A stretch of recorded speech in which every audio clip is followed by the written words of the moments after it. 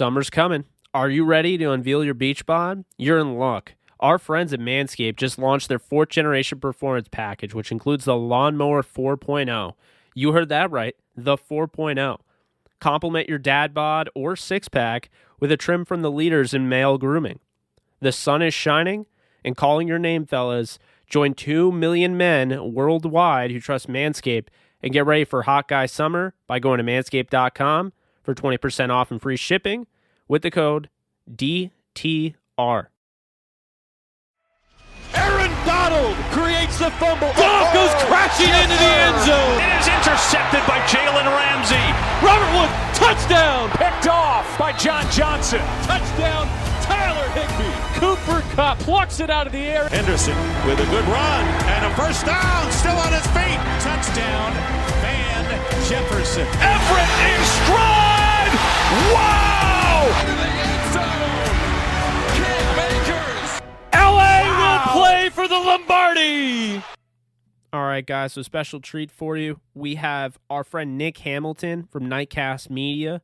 He actually interviewed not only Matthew Stafford, but Van Jefferson and Taylor Rapp. We happen to have audio of that said interview, so we'll play a few clips from that to start off our show, and then we'll have the Downtown Rams podcast as usual.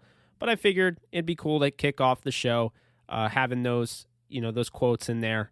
Nick does an outstanding job, is one of the best in the business. So here is Nick Hamilton.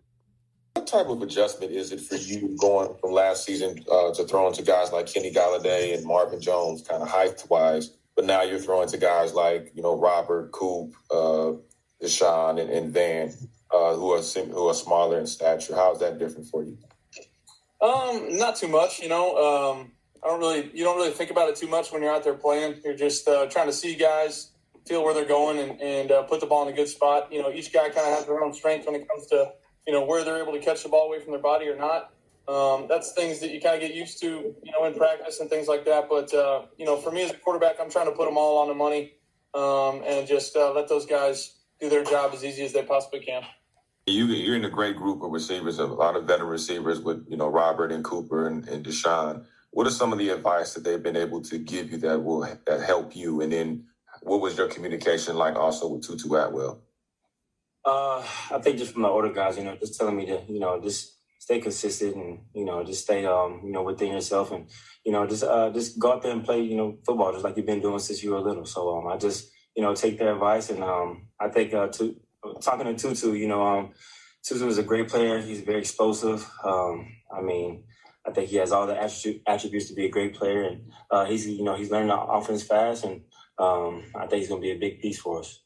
And lastly, for me, including yourself, there are about 4 safeties that are proven, they can be relied upon when it comes to the defense. With yourself, Burgess, Fuller, Scott, what do you feel like your role will be this season on this team? That's not my decision. That's the coach's decision. So you said it. We got a lot of depth in our safety room, a lot of depth in the DB room. So not only is that going to bring good competition out between all of us, but that's going to elevate all of our games. So just really looking forward to the opportunity to push each other and grind with each other. Thanks, Taylor. Good luck to you this season. Thank you, man. All right, guys, so that was Nick Hamilton interviewing Matthew Stafford, Van Jefferson, and Taylor Rapp in order. We appreciate his contribution to the show and adding these audio files. It was cool to share this with you. And now we head on over to the rest of the Downtown Rams show and the Downtown Rams podcast. And now I'll give it over to Alexis Kraft.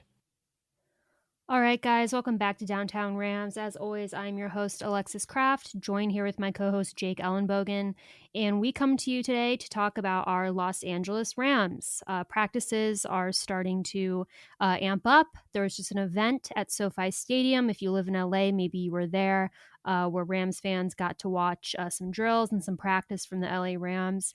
And we're kind of in that period right now where things are picking up. There's not too much going on, but there's not nothing going on. So Jake and I figured that we would hop on and, talk a little bit about just potential, rumors coming out of camp, what people who have seeing the Rams practice think, and any just speculation or commentary that's kind of out in the Rams verse right now. But to start this off, Jake, I kind of want to talk about just the players a little bit in general, because there's obviously more players on the team right now that are going to be on the team when the season starts. So, obviously when people are watching practice, they're kind of trying to size everyone up. But I kind of want to get a little bit more specific, because something that I tweeted the other day was basically just asking Rams fans on Twitter. And again, you and I, whoever's listening to this, might have talked about this if you responded to my tweet.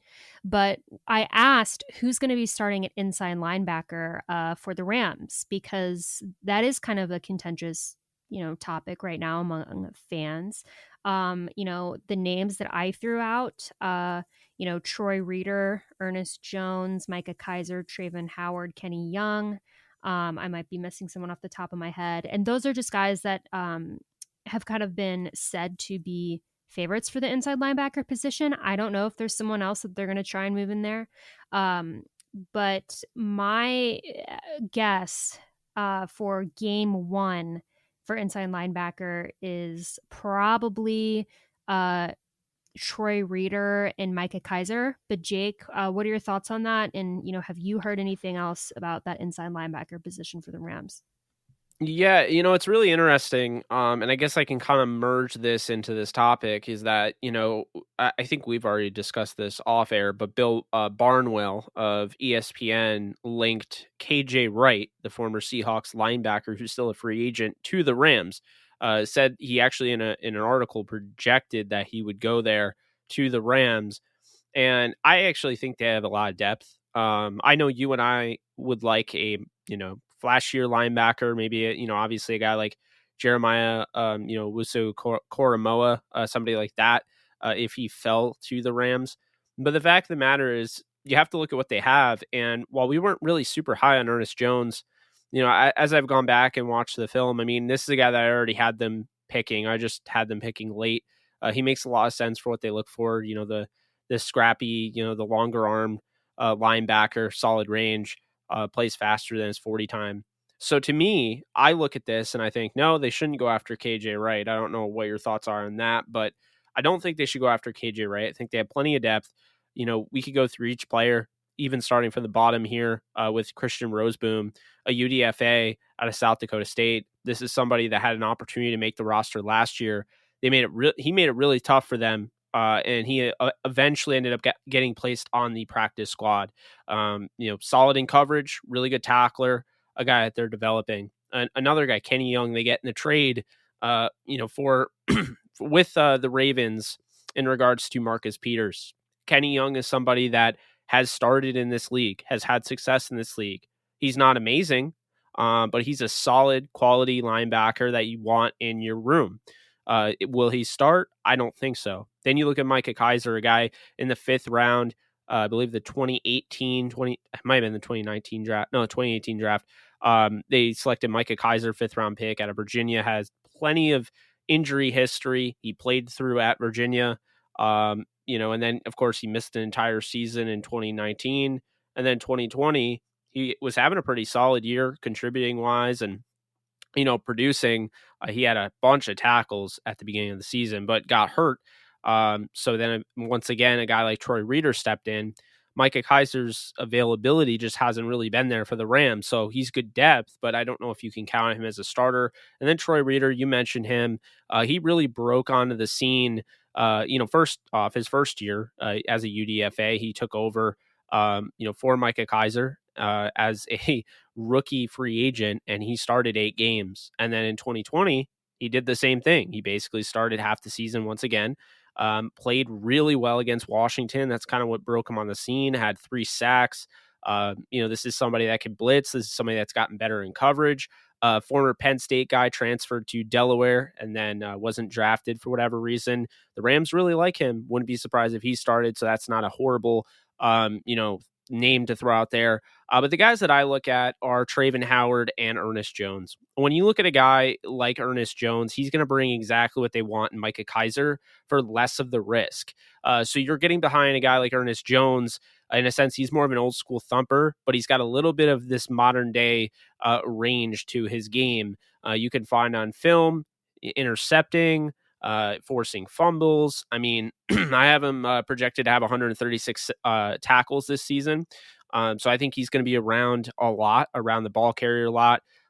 He's a really good tackler, sound tackler. But the other guy I have starting next to him is now number 32, Trayvon Howard, who's a former 7th round pick in the 2017 NFL draft by the Rams out of TCU, former safety, can really do it all as far as range is concerned. And there's a reason why a 7th round pick from the 2017 draft is still on this roster. And that's because he's got a ton of potential, and he's a guy that they really like. He's done a lot in camp that put him in the spotlight to start in 2020. Unfortunately, as we know, he suffered a season-ending injury, didn't get an opportunity. He's had injuries prior. So you could look, and it's kind of the same like Micah Kaiser, but they really are happy to have him back. And I think you're going to see 32 and 50 as your starters at linebacker. But look for Troy Reeder. I think he's going to be the number 3 linebacker who might take over for, either one of those guys. And then, of course, Taylor Rapp, who, I view as a pseudo linebacker. I know I've said that so many times on the show. People are probably tired of it. But I recently had an opportunity to go back and watch Taylor Rapp's film. And 2019 was really, really good for his rookie season. It's a shame he got hurt in 2020. And to be honest, I haven't been fair to him throughout his career because, you and I watched that draft together. When they picked him over DK Metcalf, I was just furious. But it's not fair because, you evaluate the player, based on another player. And so I can tell you, going back and watching, Taylor Rapp's 2019 season was very, very good. And the Rams know that. So if he's healthy, they want to use all 3 safeties. And I'm sure they want to get Nick Scott involved, a guy that, contributed pretty well, 7th round pick out of Penn State. So to me, Taylor Rapp is another guy, in the nickel. You could see him sub in for, a guy like Ernest Jones and play him with Trayvon Howard. So you have, that you have that range, and then you have a guy that can come up and operate well around the line of scrimmage. But the Rams really are depth filled at that position. And that's to me why I don't think they should go after KJ Wright. It's a good problem to have. And when we're talking and discussing who could start, don't look at it as necessarily it's a bad thing, meaning that, they don't have a guy that's, tried and true and is a 100% starter and is a stud there. Look at it more as if they, have a lot of depth, and that's a good problem to have. Yeah, and you bring up Taylor Rapp, which brings up a little bit kind of that Rams secondary question, because there's some conversation, maybe not as much as inside linebacker, but kind of about that Rams safety position, especially after the loss of John Johnson.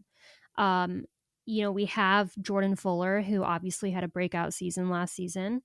We have Terrell Burgess, who was having a great season until he had a season-ending injury, on his ankle, his rookie season. And then we have Taylor Rapp, who you mentioned. I think that Terrell Burgess is better than Taylor Rapp. I think Jordan Fuller is better than Taylor Rapp. And I really don't think that Taylor Rapp's going to be starting next season. I know that a lot of people do. They think that, he might be back there with Jordan Fuller. But I actually think that Terrell Burgess is going to be there with Jordan Fuller. I could be wrong, and it might not be right away. I could see them maybe waiting a little bit for Terrell Burgess just because he has experience, but he obviously doesn't have as much as Fuller or a Rapp because he got injured during his rookie season. So they might hold off on starting him per se, but I think that that's going to be the guy with Jordan Fuller. Taylor Rapp, again, you said, your piece on him. I am not a huge fan of Taylor Rapp. I'm not a Taylor Rapp hater like I've seen, but I think that he kind of is like this tweener where I don't know his fit really with this defense. I see him filling in kind of like you said as that pseudo linebacker. He's not really a true safety in my opinion. And I think that just based off the personnel that we have, I think it's going to be kind of difficult to find a spot where he fits. But I don't know if you have any thoughts about the secondary as far as the safety position goes, because as far as corner goes, I think we're pretty set there. All right, guys, so we're going to take a quick break. We're going to talk about Manscaped for a little bit, and then we will get back to the show. It's time to bundle up with the Manscaped Performance Package 4.0. Inside this package, you'll find the Lawnmower 4.0 trimmer, Weed Whacker ear and nose hair trimmer, Crop Preserver ball deodorant, Crop Reviver toner, Performance boxer briefs, and a travel bag to hold your goodies. First off, the new Performance Package 4.0 includes the new Lawnmower 4.0. This trimmer is insane, and dare I say it, the GOAT of all ball trimmers. Yeah, I said it. Their 4th generation trimmer features a cutting-edge ceramic blade to reduce grooming accidents thanks to their advanced skin-safe technology. The Lawnmower 4.0 has a 7,000 RPM motor, a new multi-function on and off switch can engage a travel lock, and gives you the ability to turn the 4000K LED spotlight on and off when needed for a more precise shave. Did I mention this trimmer is waterproof too? In the shower or in the wild, and from your chest pubes all the way down to your ball fro, the Lawnmower 4.0 is the best trimmer for you. But as always, get 20% off and free shipping with our promo code DTR at manscaped.com. That's 20% off and free shipping with the promo code DTR at manscaped.com. Escape the shrubs and weeds this summer and shine with Manscaped. Now back to our show. Yeah, so, I think Taylor Rapp, you hit it on the head. I mean, I don't think he's going to start over Burgess, but I think they're going to try and get them involved, all three of them. And I do think they're going to try to carve out a role for Nick Scott, who played extremely well, in my opinion, down the stretch. A guy that came in during the playoffs and I thought played well against Green Bay. But, the fact is this, Rapp is actually, it kind of goes hand in hand with what I was saying about the linebackers. It's not a bad problem to have. And Taylor Rapp, to me, offers just a different skill set altogether. He's got to get better in coverage to me for him to start over Burgess, which I think Burgess can play every position in the secondary. He could play free, he could play strong, he could play nickel corner, he could play boundary corner. I have no concerns with Burgess's game as a coverage type of player. And then in run support, absolutely not. This is somebody that is a very good tackler as well. I mean, Burgess, the only issue with him is coming off this injury, and I don't think that's going to be much of an issue. He's been rolling with now the new number 4, Jordan Fuller, in the back end of the secondary. So that is going to be, those are going to be your day one starters. But I think Taylor Rapp has a plan this year, or they have a plan for Rapp. And I think he's going to be used as either a nickel dime backer type deal. He, make no mistake about it, they added him because he was a top player on their board in 2019. He came in and played extremely well when John Johnson went down. He alleviated the pressure on, a guy that was on the brink of retirement in Eric Weddle. And so to me, I think, you have a guy like Rapp, and that's just a good problem to have because, he can play linebacker, he can play safety. You could use him as, maybe like just a designated blitzer. So I think Rapp is just going to be used in different ways. And I'm excited to see how Raheem Morris uses him, because the thing that was really unfortunate is that Brandon Staley didn't really get a ton of opportunities to use him because he had the interception in the end zone. But aside from that, I mean, his season was relatively cut short due to that injury. So we will see with Rapp, but I don't think he's a guy that they're looking at as like a backup safety. I mean, they're going to try and use him as the Swiss Army knife, which it's funny. Burgess is technically a Swiss Army knife and probably offers more versatility, but Rapp can play.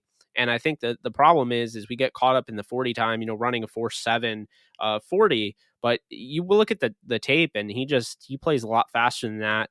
Very good tackler. Again, he's got to get better in coverage, but the Rams are 4 deep at safety. I keep telling people Nick Scott is not a guy to be slept on.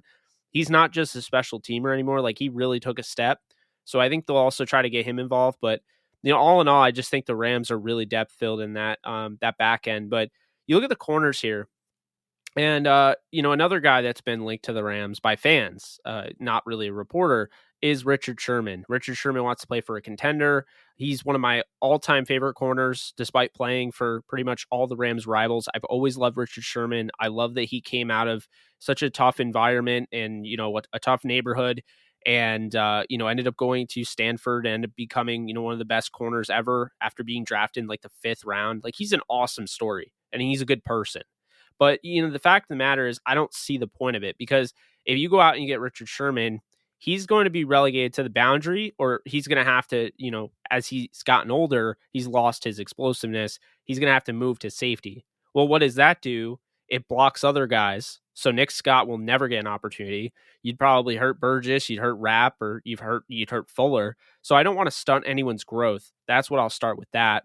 And then you look at the corners, and it's like you and I probably aren't as high on David Long as the consensus, but David Long is also a 3rd-round pick in 2019 who didn't get his opportunity because of Troy Hill. Now Troy Hill's out the door. This is all or nothing right now for a guy like him. And then a 4th-round pick and Robert Rochelle, you want to get him reps. So I don't understand. I mean, I kind of get it, the win now approach, but you don't want to go all crazy to win now and basically throw your future to the wayside. And to me, going out and getting guys like KJ Wright, which I've already mentioned with the linebacker group, and Richard Sherman, in my opinion, hold back the younger guys, who have golden opportunities to play not just in a defense, not just with live NFL reps, but they're playing on a defense with Jalen Ramsey and Aaron Donald and Leonard Floyd.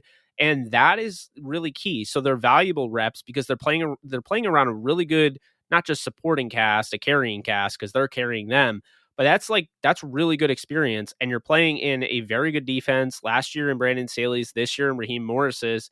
You want to get those reps. And to me, by bringing in a guy like Richard Sherman, he would just be blocking those guys. And I'm not going to say Richard Sherman won't get hurt or would be the automatic starter, but it pretty much, it ruins a lot of those guys' opportunities to play. So I look at the corners, and I even like Dante Dion a ton. I like him a little bit more than David Long, to be honest with you. And Robert Rochelle, you know how I feel about him. So I feel like they're good at corner too. You kind of alluded to that. I just figured I'd throw that out there because I've been seeing a lot of Sherman and KJ Wright. I actually did a video on my YouTube channel about that. I understand they're both really good players, but I don't think they need, even though they're the youngest team in the NFL, they don't need these veterans the way I think people think that they do. Yeah, I think that's a pretty good summary of our defensive stance right now, which leads us into our offensive side of the football. Because before you go into that, Melvin Ingram from the last time we talked has still not been signed, and I would be for that. Crazy. I would absolutely be for that. I don't know what your thoughts are on the pass rushers on the Rams, the edge defenders, but I think that's a little different than the corners and safeties, because the safeties have produced. We saw Terrell Burgess get an opportunity against the Bears, and he looked damn good. We saw Jordan Fuller emerge as a starter in training camp. We've seen Taylor Rapp's 2019 rookie year. We've seen Micah Kaiser and what he can do when he's healthy. We've seen these guys, right? Reader starting over 16 games in his NFL career. But the pass rushers on this team, there's just, there's not availability because you have Terrell Lewis, who has all sorts of knee issues, and we don't know how that's going to work out. Okoronkwo has been hurt the majority of his NFL career. And, I mean, they're the leading sack guy after Aaron Donald, I believe, was Morgan Fox. So he's no longer on the team anymore. So to me, I think that it's definitely opened up. And so I think if you were to go out and get any veteran, it wouldn't be just to get a veteran presence. It'd be to help Aaron Donald out, because Aaron Donald with 2 legitimate pass rushers in a Leonard Floyd and a Melvin Ingram would be monstrous and would help out guys like Ashawn Robinson and Sebastian Joseph Day. So I don't know what your thoughts are on that, but I'm all in. If they were to go out and get Ingram, I'd be all for that. I don't really want the Rams to spend money on anyone who's not an offensive lineman. So and we're very different on the offensive line, but so pass on him unless we can get him for cheap. But moving on to the offensive side of the football, another position other than the inside linebacker position that is talked about a lot in regards to the Rams is the wide receiver position. And it's not so much like people are concerned with that position at all, because we have 60 wide receivers on the roster. So it's not like we're lacking depth, but I think it's more of just an interesting conversation to have from a fan perspective, because I think, the obvious top 2 receivers on the team are Kupp and Woods. And then there's kind of that third position, which I think most people kind of feel like is Van Jefferson's role. You do have a few people that think that that's Deshaun Jackson, but I actually think he's the fourth receiver on the team. I think Van Jefferson is going to have a really expanded role. I mean, we put a second round, pick on him, so that would be what is expected. But, we also had a second round pick with Tutu Atwell, who is really just a gadget player, in my opinion. You and I differ on him, but, we can't, my thought process is like, Tutu Atwell isn't going to surpass Deshaun Jackson and Van Jefferson this season. So, and again, this is like not really like a dire need situation. So when people are on Twitter, talking about the wide receiver position, it's not because anyone's worried like, some other positions, but it's more just like, it's fun to talk about and it's fun to analyze. But in my opinion, there's a top six when you look at the wide receivers on the team. Obviously Kupp, Woods, Jefferson, Deshaun Jackson. And then I think it's Tutu Atwell and Ben Skowronek. Who I actually think is better than Tutu Atwell. I think he just brings more to the table. I think he's going to score more touchdowns than Tutu Atwell will. But I just want to hear your thoughts on the wide receiver position, and maybe how certain players will be used. And then as far as like the depth chart goes, I mean, it's not super important, but it's more just like interesting to hear and talk about. Yeah, so I mean, I think you and I can agree it's Woods and Kupp at the top, which that's everybody should agree on that. And then I'll also say, I know you and I kind of agree on this. I'm glad they didn't go after Julio Jones. I'll just leave it at that. But yeah, so Woods and Kupp at the top, and then I have Van at 3. Jefferson, to me, controlled aggression when you look at his route running, absolute phenomenal route runner. I don't think people realize, like, he might only have 600 yards in this offense, but I think he's going to have over 10 touchdowns. When you looked at him in the red zone, when Jared Goff threw touchdowns to him, I mean, it seemed like Jared Goff couldn't hit him in stride or, threw behind him, but Van made the most of it. He caught a touchdown against Tampa, very important touchdown. He absolutely destroyed the guy on a hesitation move and then, a slant, an inside slant. And, he beat him on that and Goff threw it behind him, but he was able to still catch the ball and shoot his way in the end zone. And then a really important touchdown against the Packers in the playoffs. So, I think Van Jefferson was really turning into something at the end of the season, but at the same time, I think he would have been that the whole year. I just think they didn't really use him. So now they have an opportunity to use him a little bit more. Like I said, I would not be surprised. I have him at 611 yards and I think 10 touchdowns on the season. Van is going to be used as a guy you can isolate, in the red zone, a guy that's going to be again, controlled aggression, the technician. His dad is a former wide receiver, Sean Jefferson. He's the wide receivers coach over in Arizona. So when you look at all that, I think that's somebody. And then Deshaun Jackson, everyone keeps talking about his deep threat, but when you listen to Matthew Stafford, he mentions Van as a guy that can stretch the field too, which we've been saying, Van Jefferson can stretch the field. They don't need a deep threat. Well, they still got Deshaun Jackson. And if he stays healthy, he will be of use. I just don't think you can 100% guarantee he's going to stay healthy, especially not a 17-game season. So he's number 4. Tutu Atwell has been, turning heads lately. Practice. I don't know if you saw the clip. I think it was, I want to say it was Devlin Hodges. He threw it up into like triple coverage. Probably shouldn't have thrown the ball, but it was right where it needed to be. And Tutu Atwell went up and basically mossed everybody. So, when you see that extension and you're going up in high point in the football at, 5'8" or 5'9", whatever he's at, 149 pounds or whatever, I thought that was really impressive for him to go up and do that. Not something you saw most of the time on film because he just never was in those, he was never in that position at Louisville. But, he's definitely somebody that has my attention. I'm curious to see how they use him. I think they could use him as a running back. I think they could use him in the gadget role, and they will use him to return punts and kicks.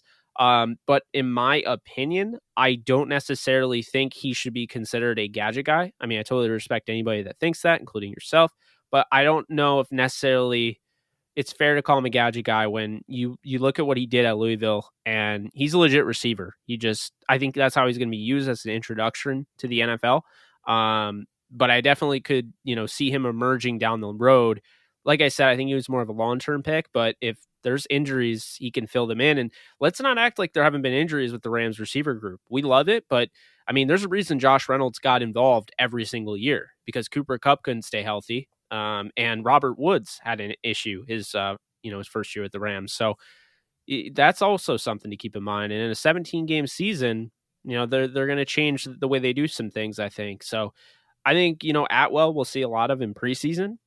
He could, emerge, but then you mentioned Ben Skowronek, and, I think he has an opportunity as well in preseason. The Rams have something that they haven't had in a long time, and that's a very, very depth-filled quarterback group. When you look at Matthew Stafford, a guy that has, started all those games, obviously, I think he's one of the best quarterbacks in all of football. And then your backup is John Wolford, who last played in a playoff game, started in a playoff game. And then after that, you have Bryce Perkins, a guy that, can really make you pay with his legs and is, rumored to have a Taysom Hill type of role upcoming for the Rams. And then on top of that, you have Devlin Hodges as your fourth quarterback, a guy that started 8 games in the NFL and, has shown he can play in this league. That's the good thing. And so I think, guys like Ben and, Tutu are going to get opportunities to really blow up in preseason. But another guy, and he's not a receiver, it's Jacob Harris. And I mean, he's a lot further ahead than where I expect him to be at this point. Played a lot of soccer, only played 1 year in high school with football. He was originally at Florida Gulf Coast, and then he transferred, I believe, to Western Michigan, and then he transferred to UCF. He only played 2 years. His last year, he was used a ton as far as, touchdown-wise. This is somebody that's really turning heads in camp and is the biggest talk of camp. I did a video on him as well. I called him kind of Megatron 2.0, although I wasn't saying he will 100% be Calvin Johnson. But when you look at that size, 6'5", running a 4.39, and just his first off his body positioning, his ability to contort his body in midair, his high point, and then obviously the speed, the long speed. It's really impressive. And when I said Megatron 2.0, I wasn't comparing him to Calvin. I was using that more so he could be like how Calvin was for their offense, because obviously Stafford played with Calvin Johnson. Calvin's a Hall of Famer, but if Stafford all of a sudden has a 6'5", 220-pound guy like Jacob Harris jumping up and catching the football, that's a dynamic we've never seen the Rams have in the history of their organization, to be honest with you. They haven't had anybody like that before. So their best receivers have been guys that have been able to go up and get it, but not the way a 6'5" Jacob Harris could. You look at Torrey Holt as a guy, big game Torrey Holt obviously would be up there. Isaac Bruce, would go up and get it, but he was, again, more of a technician as a route runner. I mean, the best receivers the Rams have had in their history, they have not been built like Megatron. And the closest thing that we've seen to a Megatron build in this draft is Jacob Harris. Their measurables are very similar. Yeah, I mean, I was going to bring up the tight end position next. And then I think you covered Jacob Harris pretty well. I have really liked what I've seen out of him. From what I've seen, I know that it's been mostly like drill footage, but he does seem to be doing pretty well. And in my opinion, I actually think I think that the Jacob Harris pick was kind of like a referendum on Bryson Hopkins. And I know a lot of people don't like to hear that, but I think that Bryson Hopkins, for whatever reason in camp last year, and from what the Rams did see, I don't think that they were that impressed, because if they were, they're not taking Jacob Harris in the 4th round. I'm not saying that they're out on Bryson Hopkins. I think they're doubting how they're going to use Bryson Hopkins, or if he's going to live up to what they thought he was going to live up to. Because if you look at the roster right now, I mean, Tyler Higbee, Bryson Hopkins, Jacob Harris, Johnny Munt. Not really any reason for those guys, but we'll see. I mean, I haven't heard anything about Bryson Hopkins this season. I haven't heard anything about any other tight end. Yeah, I mean, I just think that, Tyler Higbee's obviously a lock, and I think that Jacob Harris is going to be that tight end too, and I think that Bryson Hopkins is going to fade away. And I could be wrong, but usually at this point, you'd be hearing stuff about him. I think what it seemed like last season is that it was kind of a disappointment on the Rams end. How they felt about him. And obviously we had Gerald Everett too. So again, we'll see how they use Bryson Hopkins this season. I think it's going to be pretty telling who gets more playing time, him or Jacob Harris. And I think it's going to be Jacob Harris. I just think that they kind of were like, on Bryson Hopkins. Because again, if you don't spend, and again, I know it sounds silly because yet they spent a 2nd round pick on a receiver. So like, why wouldn't they spend a 4th round pick on a tight end? What am I thinking? But what I'm saying is I think that they did that because in their mind, after losing Everett, they didn't have a tight end too that they were confident in. Well, what I will say is that you know my thoughts on both. I'm pretty high on Jacob Harris from what I've seen so far. And obviously Bryson Hopkins was my number 1 tight end last year in the draft. I wouldn't look at this necessarily that this is about Bryson Hopkins because first off, I think that they're completely different. Hopkins is more of an inline guy. I think they look at this guy as a mold of, he is a ball of clay and they're trying to mold him however they want. And I think they're looking at the same pattern the way the Raiders developed Darren Waller. And I think they want, Jacob Harris to be like a Darren Waller, who, by the way, is a pretty good blocker because he came from Georgia Tech and you have to block in order to play wide receiver at Georgia Tech. And, I think that's kind of where they're going with that. But I want to turn your attention to Tyler Higbee in 2022 because he'll be 29 years old. If he has a subpar season or struggles with injury, he'll be really easy to part with. Here's the deal. The Rams aren't going to have a ton of cap moving forward. They have Stafford. They're going to have to figure out how to pay Darius Williams. To be honest with you, you want to pay Darius Williams? If you cut Tyler Higbee after the season, you get $5.6 million to add to your cap savings. You're only incurring a $1.2 million cap hit. So I think we're looking at this as like, and conventional wisdom would show us like, okay, they drafted this guy and then they go out and they draft this guy. They're probably disappointed in that guy. But what if he is the replacement, and they're going to be used as a tandem and Tyler Higbee's on his last year? I would not be surprised. I don't know how many Rams players have played through their entire contract, but I can tell you a guy like Oshimigo Atagwe, looking back at the history of this team, he signed like a 5-year deal. He was released at the beginning of his contract. You have guys like Tavon Austin. You have guys like Jared Goff. The Rams are notorious. Who finishes their contract with the Rams? I think obviously Aaron Donald will, and Jalen Ramsey. But if Tyler Higbee finishes his contract with the Rams, I'll be shocked because his contract expires in 2024. He will be 31 years old. And we saw a glimmer of hope in the 2019 season. We saw a glimmer of hope the way he emerged at the end of the season. And that kind of made that deal look a lot better. But at the time, I know I don't know if you did or not. I wasn't a huge fan of paying that much for Tyler Higbee, but I did really like him. But I'm just saying, don't be surprised if they end up moving on from him in hopes of trying to sign their own, like a Darius Williams moving forward. Yeah, for sure. It's definitely something to keep an eye on. And again, if Bryson Hopkins gets more playing time this season, that could definitely, and does well, of course, that could be the move, and that could be what the Rams are thinking. But that's going to do it for us, guys. We just wanted to check in and kind of briefly cover, the positional groups and what's been going on at practice so far. We'll be back with another episode soon. But until then, take care. And as always, if you like what you hear, please like and subscribe. You can follow us on Twitter at Downtown Rams. You can follow me at the Alexis Craft. You can follow Jake at JK Bogan. And we will see you guys next time. Take care. Go Rams.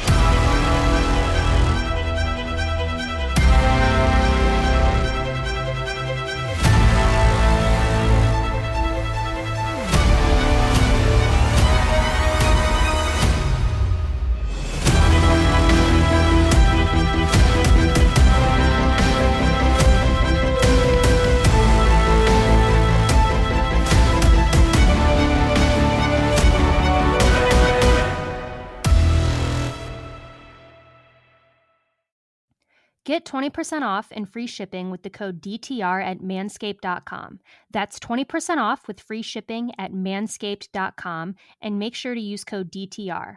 Unlock your confidence and always use the right tools for the job with Manscaped.